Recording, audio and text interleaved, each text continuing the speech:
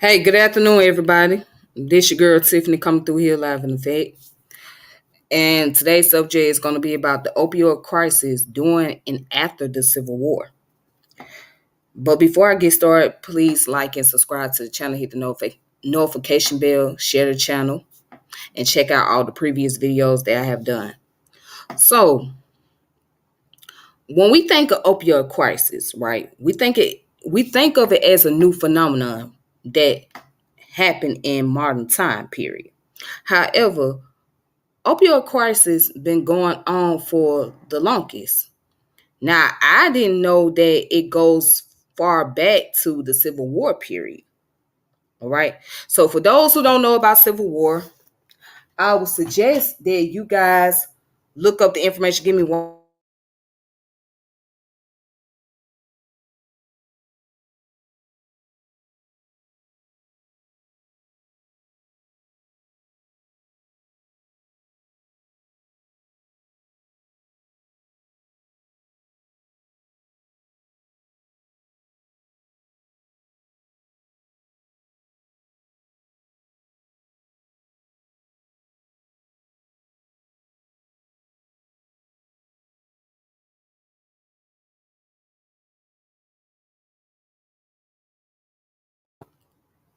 All right. So I had to take care of that phone call. But anyways, the Civil War period, for those who may not know what it is, that's when the North versus the South, and that's when the whole battle was the South wanted to be still segregated from the North, and the North wanted to combine all the colonies together, right? So what people don't know is the North was considered as United States of America, whereas the South was considered as the Confederate State of America. So the South wanted to stay Confederate, but the North didn't want that. The North wanted everybody to come together. So that's what brought about the Civil War. Okay. And the Civil War period came around like the 1850s, around the 1860s, somewhere in that nature. And unfortunately, the city of Atlanta was burnt down to the ground during that time period. It was burnt to the ground. Okay. So that was the whole thing about the Civil War. And then come after the Civil War came about the Reconstruction period. Okay. So basically it was to remodel the cities that were affected during that time period, where the cities that lost a lot of things as far as buildings, resources, and whatnot. So the residents in the town where there was wars taking place, they had to rebuild. They had to start all over. All right. But anyhow, let's get down to it. So let's talk about the opioid crisis. All right. And the Civil War period. So I came across this article from jster.org. Jster.org stands for the Journal Storage, right? It's a website that deals with a lot of article information, scholarly article at that, academia. And that's where people can find a lot of information, whatever subject they want to deal with, whether it be history, science, government, whatever. Yep. So I just want to share this article with you guys. And then I have two more articles that I would like to share. So right here, this article came out around 2 weeks ago.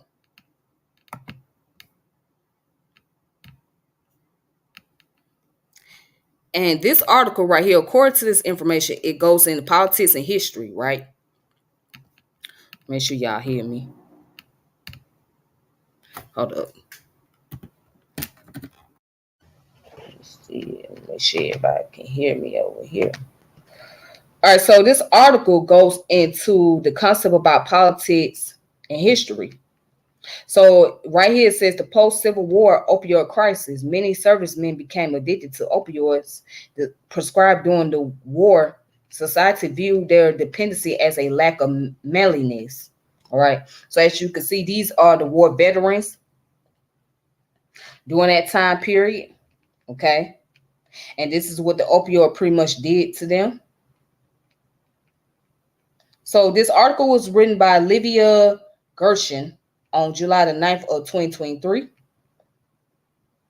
So, according to this information, it says when veterans of the U.S. Civil War returned home, one of the barriers many faced to reintegrate into civilian life was dependency.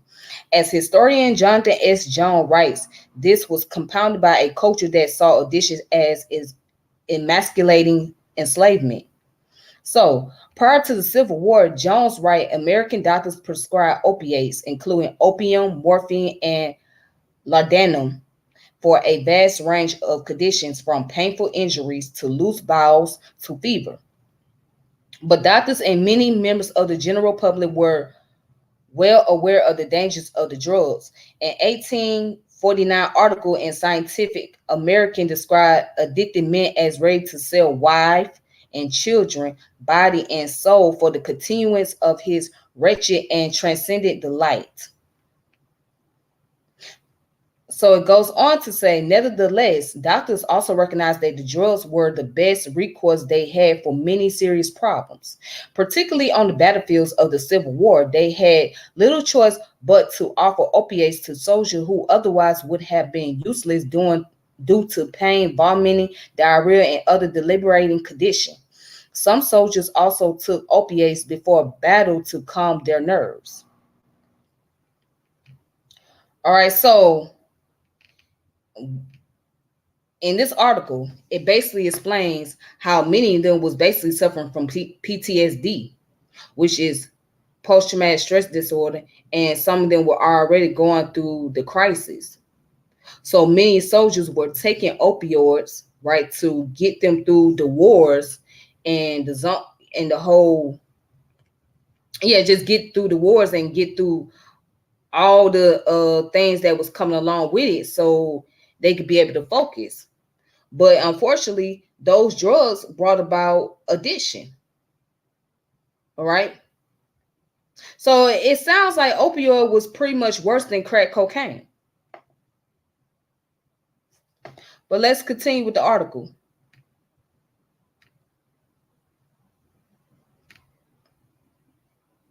All right. So also it says here, after the war ends, Jones writes, some veterans continue using the drugs to address chronic health issues that linger for years after their service, and some found themselves habituated to using opiates as an antidote to emotional agitation or fatigue.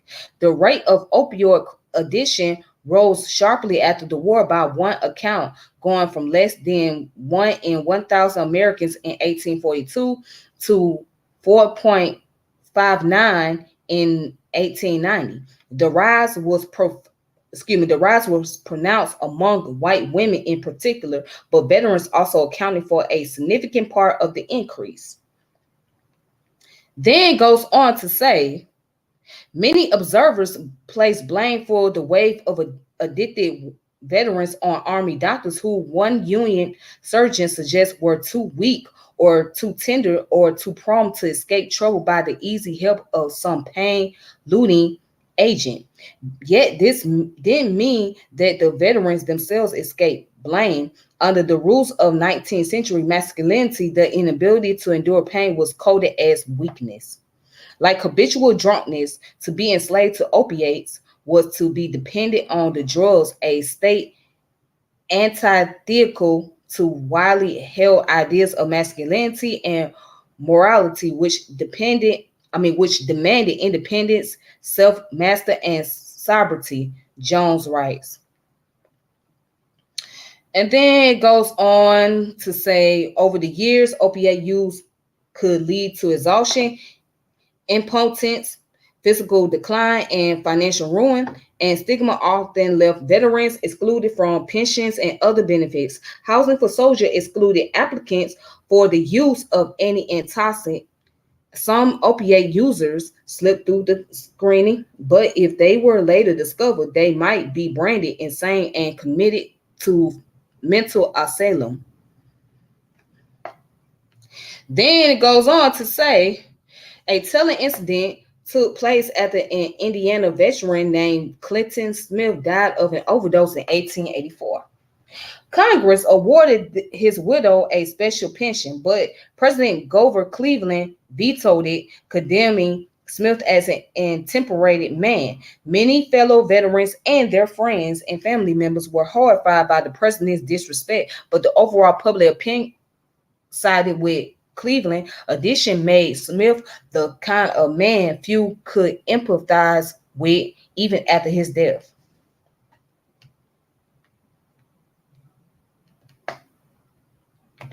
All right, so we pretty much see, or as you could see in that article, right? Even that time period, veterans that were dealing with PTSD and deal with the physical effect from being in the war and mental illness and whatnot, they weren't really getting a lot of treatment.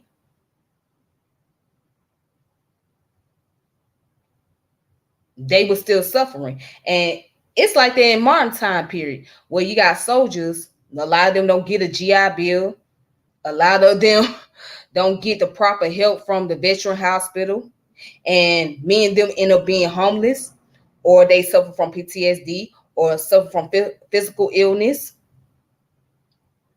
due to all the wars and battles. So what people don't realize is that when you go into the military and serve in the armed forces, or you don't even have to serve in the armed forces, you could just be a police officer, be a firefighter, you know what I'm saying, be a paramedic, or working for the CIA, FBI. That takes a mental toll over you as a person. It's going to start affecting your mental health, and then once it affects your mental health, it affects your physical health, which affects you overall. So this is how serious it is, but at the same time, people sign up for it, and they pretty much know what they get themselves into. And some people sign up to be a part of these things because they're looking for income revenue, right? Whereas some sign up because they want to be able to gain some form of discipline or be able to save lives and things of that nature. But there's always the pros and cons to things. There are always a situation where you will deal with some form of side effect. And then you got people who've been involved in the streets that suffer a lot from PTSD, and they turn to drugs themselves because they have seen so much and they had to deal with so much to where that's the only way for them to calm their nerves. I mean, this stuff is serious. So opioid is not something that's a new phenomenon, but it's been going on for a very long time. However, it has not been covered the way that crack cocaine and heroin was covered during the time periods.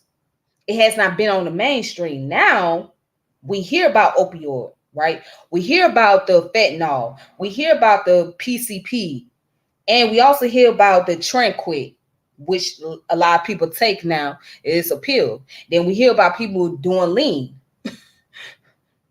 because it becomes a mainstream thing. And then you have artists, rappers in particular, that promote and push the concept of drugs in their music. So now it's becoming more popular. And it's a devastating crisis. So when we see it in modern times, crack cocaine don't have that much effect on people like opioid do. So opioid is like the new wave of crack cocaine in this modern time period. It pretty much has taken over. So you don't hear much about people smoking crack or doing cocaine as much anymore. But let's continue. Let's go to the next article here. And that article that I was reading is called The Post-Civil War Opioid Crisis. Okay. And then this is another article that I think people should check out. Well, no, I want to show you guys this one. This one's called Race and Opioid Lesson from the Civil War Era Opioid Addiction Crisis.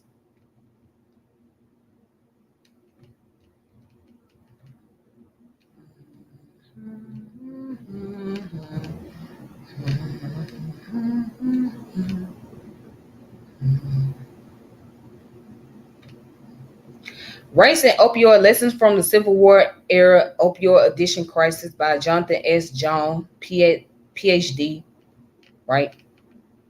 It says Black soldier lack of access to opiate allergenesis and the antidiarrheals was typical, not exceptional, when considered within the broader scheme of Civil War medicine. Okay, it comes from the series editor Frank A. Clark. And it also said opioid addiction has deep, troubling roots in American history. Not merely a plague of recent decades, the phenomenon of widespread opioid addiction dates back to the 19th century, when the Civil War sparked the United States' first opioid addiction epidemic among alien veterans. 19th century opioid addiction cases usually originate in doctor's prescription, a disturbing parallel with today's ongoing opioid crisis, which has roots in opioid overprescribing during the 1990s. The alarming parallels between the 19th and 21st century opioid crisis in the United States are not limited to I was it itrogenesis. However, both crises exhibit a history of troubling racial inequalities and access to opioids as well. Addiction was far more common among white Civil War veterans than black veterans who lacked ethical was equitable access to opiates, a pattern that presaged the opioid unprescribing experienced by Black Americans in recent decades. Thus, the history of the Civil War era opiate addiction epidemic not only reveals the deep history origins of iatrogenic opioid addiction in the United States, but also underscores how Black Americans have experienced long-standing racial inequalities and access to opioid medicines. Then it goes on to say historical opioid use in the Civil War era. So during the antebellum decades, addition to rudimentary opiates such as laudanum and opium in gum, pill, and powder forms was common among white Americans. Discussion of opiate addiction, often dubbed the opium habit or slavery to opiate, frequently appear in medical journals, monographs, textbooks, and even newspaper in the beginning of the 1830s. Psychiatrists, physicians, and other Americans widely attribute opiate addiction to the sufferer's mental health or mental illness, constitutional weakness, or moral failings. So, consequently, Americans afflicted by the so called opium habit were frequently victim blamed, stigmatized, and even institutionalized. And it sounds all too common because that's how it was during the crack era. When people got addicted to the crack cocaine, they were often stigmatized, institutionalized, and as opposed to getting the help they needed. Now, if it would have been different if they committed certain crimes where they put somebody's lives in danger or they harm somebody because of their drug addiction, that's different. But if they were simply just doing drugs and that was it, and they got criminalized for doing drugs, it's pretty much blaming the victim as opposed to bringing bringing about some form of practical solution to get rid of the drug crisis in the United States. But who fault was that? The government. The government was at fault of all these drug crises that's going on because they allowed the drugs to be in our streets, be in our communities. But let's continue.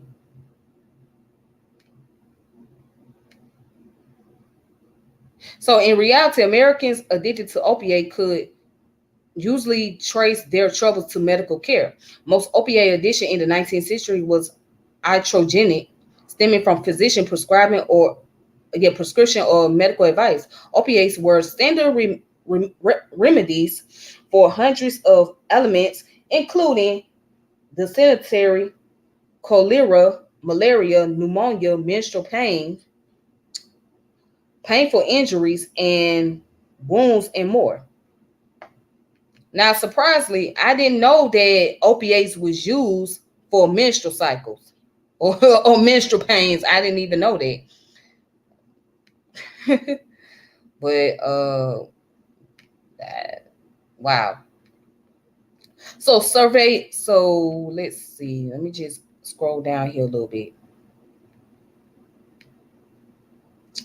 Now let's look up down here where it says Black Civil War soldiers and opioid addiction. So racial disparities were evident among Civil War veterans addicted to opiates, the majority of whom were disproportionately white. Although black soldiers comprised approximately 10% of the U.S. Army during the Civil War, they were not equally represented among the cohort of veterans who were addicted.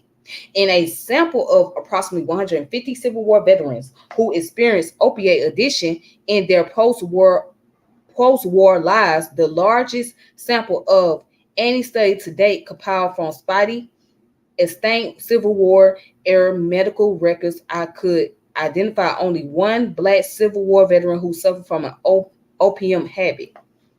So it says contemporary physician and psychiatrists likewise noted a distinct racial gap in opiate addiction. So 1885, a physician reported that the Eastern North Carolina insane asylum had admitted an exceedingly rare case of colored insane man of whom it was alleged that his insanity was caused from the opium habit. The man's case was worthy of note because this was the only case of opium habit the doctor had ever seen in the Negro. The next year, a white Alabama physician also observed that the opium habit is rare among the black population after the Civil War. This racial gap persists for decades, surveying the records of morphine maintenance clinics that dotted the United States from 1910s to 1920s. Historian David Courtwright observed that while the Southern white population experienced the highest rate of opiate addiction in the nation, few black Southerners appear in the clinic's record. Although the facilities were ostensibly open to black patients, this enduring racial gap in opiate addiction rates stemmed largely from racist 19th century medical beliefs about black bodies, coupled with substandard medical care provided to black Civil War troops. 19th century psychiatry posted that, among other causes, opiate addiction stemmed from mental overstimulation, which led to insanity and substance abuse. So such overstimulation could only occur among intelligent, sensitive white Americans, according to Civil War era psychiatrists. In contrast, white medical authorities claimed that black Americans were too simple-minded to experience mental overstimulation, precluding them from insanity and opiate addiction. So let's break that down. So basically, they were saying that pretty much white people were the only ones at that time that was affected by the opium crisis, and they were the only ones that was addicted to opioids, and they were the main ones that was going to get the help.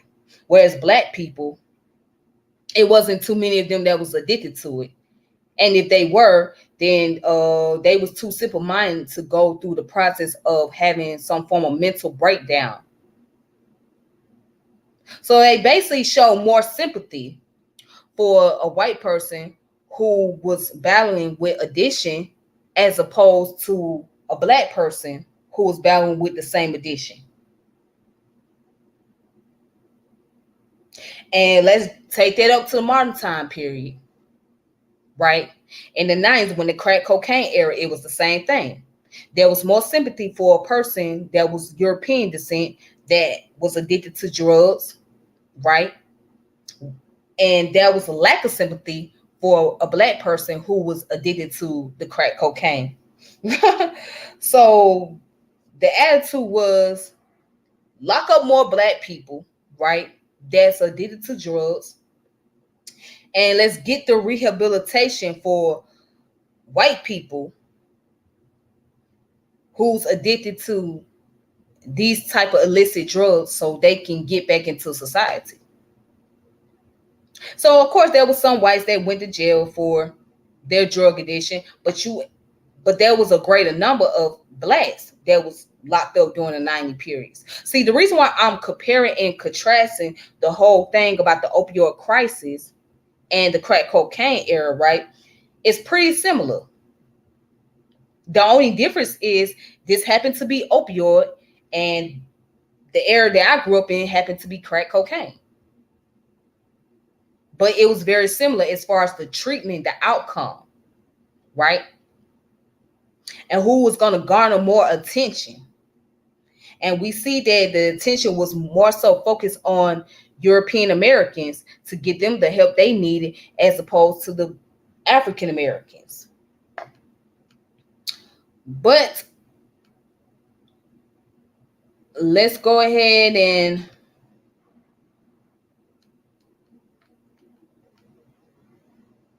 yeah, I'm gonna go ahead and go to the next article. But this article is called "Race and Opioid Lesson from the Civil War Era: Opioid Addiction Crisis" by Jonathan S. Jones, PhD. All right. So this comes under the Psychiatric Times. All right. So I have another one, another article, which is how Civil War medicine led to America's first opioid crisis. And this comes from history.com.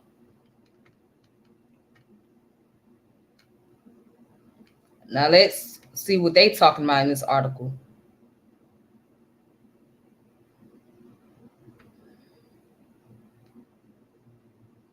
Many soldiers who received opioids in hospital continued to use opium and morphine after the war. On December 7th of 2021 by Becky Little. Okay.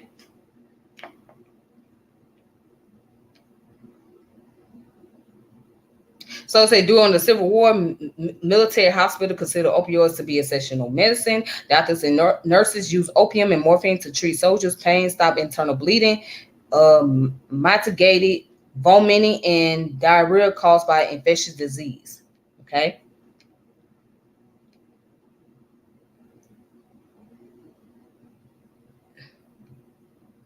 Now going down, it says these doctors realized that this invention that hadn't really been used very widely in the U.S. could now be a godsend in hospital because it delivered morphine immediately, says John S. Jones, a history professor at Virginia Military Institute and the author of the forthcoming Opium Slavery, the Civil War Veterans, and America's first opioid crisis. Injectable morphine provided quicker relief than opium pills and laudanum, but was also more likely to lead to addiction. Mm-hmm. So, in addition to soldiers, Civil War doctors took opioids themselves to treat infectious disease and deal with the stress of working in Army hospital, leading them to develop addiction before and after the war. A Union surgeon named J.M. Richards would later recall how he had developed chronic diarrhea during the war and at last resorted to frequent doses of morphine as the only certain means of controlling the difficulty. And it says, notably, Black veterans mostly did not develop opioid addiction owing to disparity in medical care provided to Black and white men. Overall, Black soldiers were systematically denied the same quality of medical care that white soldiers were given, Jones says. So doctors didn't provide Black soldiers with the same level of opioids as white soldiers, who began to refer to their addiction seemingly without irony as opium slavery. Wow. Then it goes on to say veterans struggles to quit opioids after the war. So when veterans returned home after the war, they continued taking opium and injectable morphine, which became much more accessible in the 1870s. So by the end of 1870, virtually every American physician had a hypodermic syringe, right? Says David T. Courtwright, a professor emeritus of history at the University of North Florida and author of The Dark Paradise, A History of Opiate Addiction in America. And by all accounts, that was the primary driver of the big increase in opiate addiction in the 1870s, 1880s, and the early 1890s. Oh, and then I want to go down what says Jones argues that the Civil War helped mainstream the use of the hypodermic syringe. Doctors who used it during the war taught their colleagues about injectable morphine, which led more doctors to prescribe it for veterans and other patients after the war. Companies took notice and began selling injectable morphine straight to consumers. So you can get syringes and morphine easily. You could even buy them through the mail at Sears and Roebuck. The department store, Jones says. Later, the Sears and Roebuck catalog also sold heroin. Wow, that's a history shocker. The availability of injectable morphine led to a full fledged opioid addiction crisis by the 1880s. And one of the groups that helped highlight this crisis were Civil War veterans who had now been addicted for decades. And again, this comes from history.com. So people can look up this information for themselves. All right.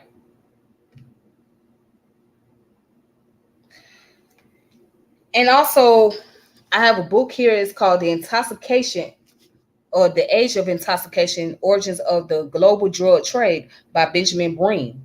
Okay. So it goes into the origin of the drugs like opium, opioids, the cocaine.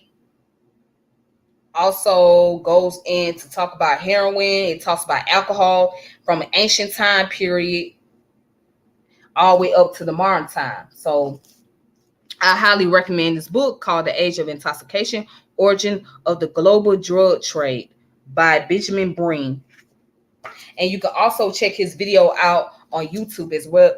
Just type up his name, type in Benjamin Breen, and he does a lecture on the whole age of intoxication and drug crisis. All right.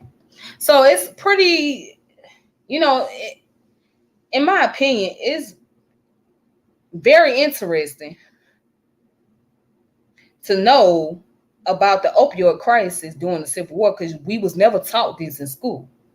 We wouldn't even taught this in college. I don't remember learning about it in college or in school. But also how basically, well, it is really not a big surprise, but the fact that white people during that time had access to get opioid for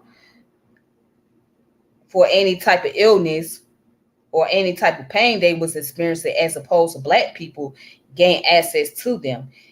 And then when there were those who did gain access, right, we see that, according to the information, that there were white Americans who got addicted to it, and then you had blacks who was addicted to it. However, more attention was focused on those white people because more and more of them was getting access to it, and they felt like black people didn't need the type of service or type of help that the whites was getting, because of course it was more white patients that was gaining access to the opioid and that became addicted to it. And if there was blacks that were addicted to it, it's pretty much like they were being discarded, like some type of trash or something. Like they just pretty much had to suffer it on their own, deal with it. Whereas we gonna try to help these people over here to overcome the addiction. So basically, also just knowing that the opioid crisis was like one of the first epidemic here in America.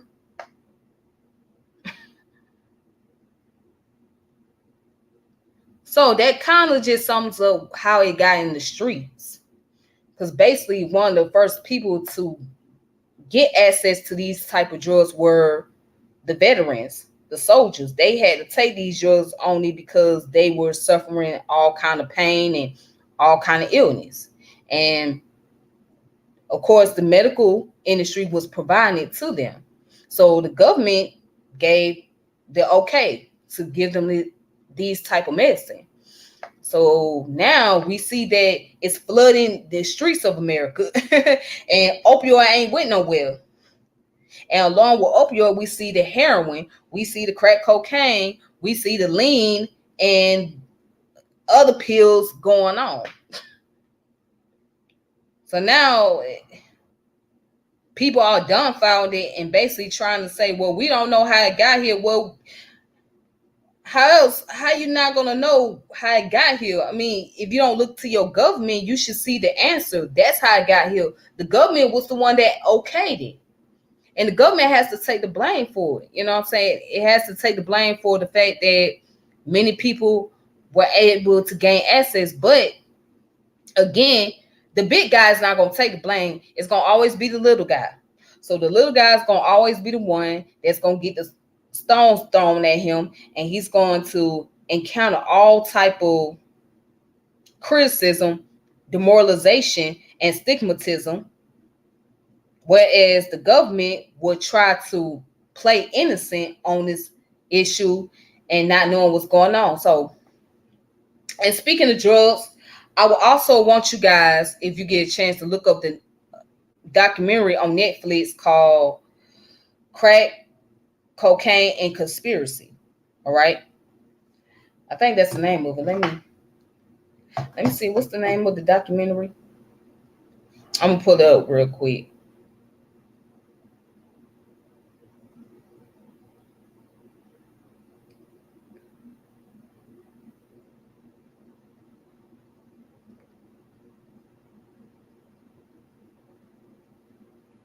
All right, so the name of this documentary,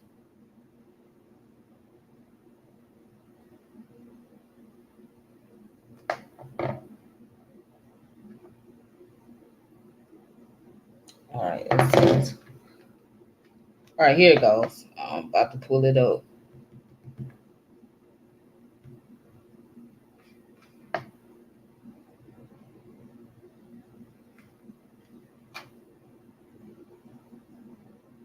It's called Crack, Cocaine, Corruption, and Conspiracy. That's the name of the documentary.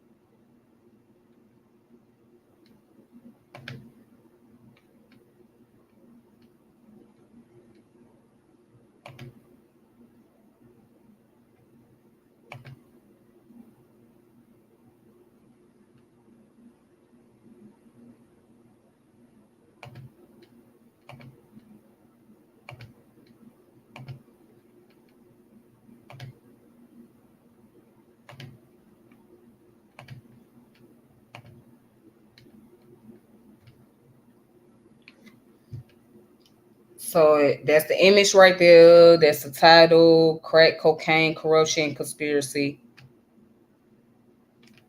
All right. But anyways, that's all I have for today. And I hope you all have a good one. I hope you guys stay safe. So until next time, peace and power elevation. This your girl Tiffany. And I want to thank you all for watching, tuning in. So for those of you that came in, make sure you subscribe to the channel, hit the notification bell, share the channel. Until next time, peace. All right.